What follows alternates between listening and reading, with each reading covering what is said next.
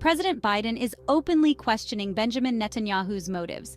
He's wondering if the Israeli Prime Minister is deliberately delaying a ceasefire in Gaza. Could this be a political maneuver?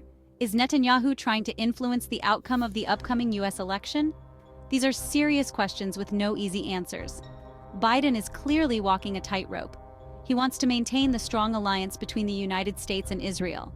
But he's also deeply troubled by the ongoing conflict and its devastating impact on Palestinian civilians. The timing of Netanyahu's actions has raised red flags.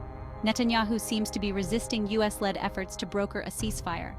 This has fueled speculation that he might be trying to shore up support from his right-wing base in Israel. Some analysts believe he's exploiting the situation for political gain ahead of the Israeli elections. The stakes couldn't be higher. Lives are on the line. The stability of the region hangs in the balance. And now, the U.S. election is adding another layer of complexity to an already volatile situation.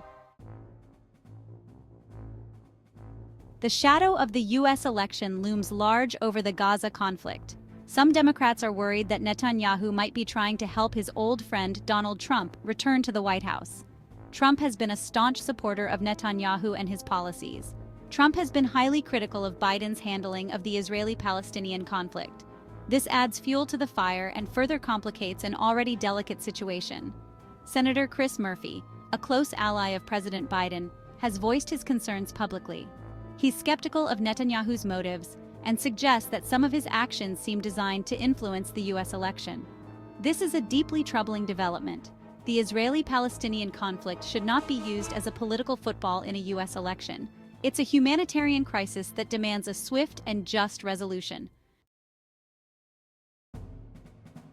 Netanyahu's stance on a ceasefire has been anything but consistent. Back in May, he seemed to support a U.S. proposed plan, but then he quickly backtracked, making it clear that he wasn't fully on board. In September, he disputed claims by a Biden administration official that 90% of a deal had been finalized. What's going on here? Netanyahu's government has also ignored calls for a ceasefire from U.S. officials. This defiance is striking, especially considering the close relationship between the two countries. It underscores the limits of U.S. influence over Israeli actions, even when it comes to matters of war and peace. The Biden administration is clearly frustrated. They've been working tirelessly to broker a ceasefire and end the bloodshed. But Netanyahu's shifting positions and apparent unwillingness to compromise are making a difficult situation nearly impossible. Section 4. A troubled alliance, U.S. aid and Israeli actions. The U.S. and Israel have a long and complicated history.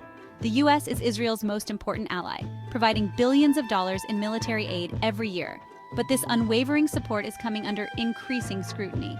Critics argue that the U.S. should use its leverage to pressure Israel to end the occupation and negotiate a just peace with the Palestinians. They point out that the continued flow of U.S. military aid, without any conditions attached, only emboldens Israel and undermines efforts to achieve a peaceful resolution to the conflict. The Biden administration is facing growing pressure to rethink its approach. Some are calling for a suspension of military aid until Israel agrees to a ceasefire and demonstrates a genuine commitment to peace. This is a difficult decision with far-reaching consequences. But one thing is clear: the status quo is simply not sustainable. Section 5. Biden's fears echoes of January 6th in the air. The situation in Gaza is deeply troubling, but President Biden is also grappling with another major crisis: the fragility of American democracy.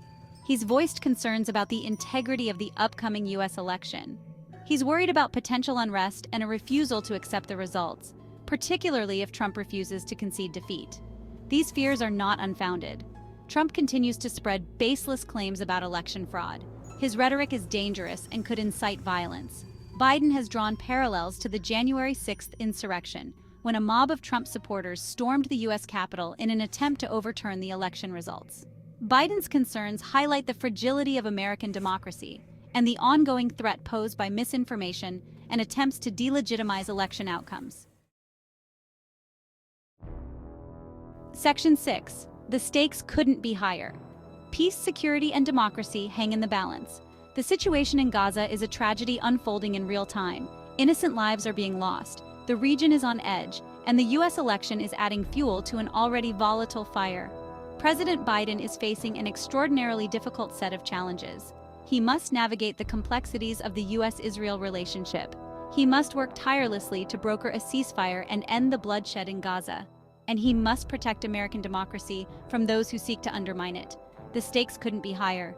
The world is watching.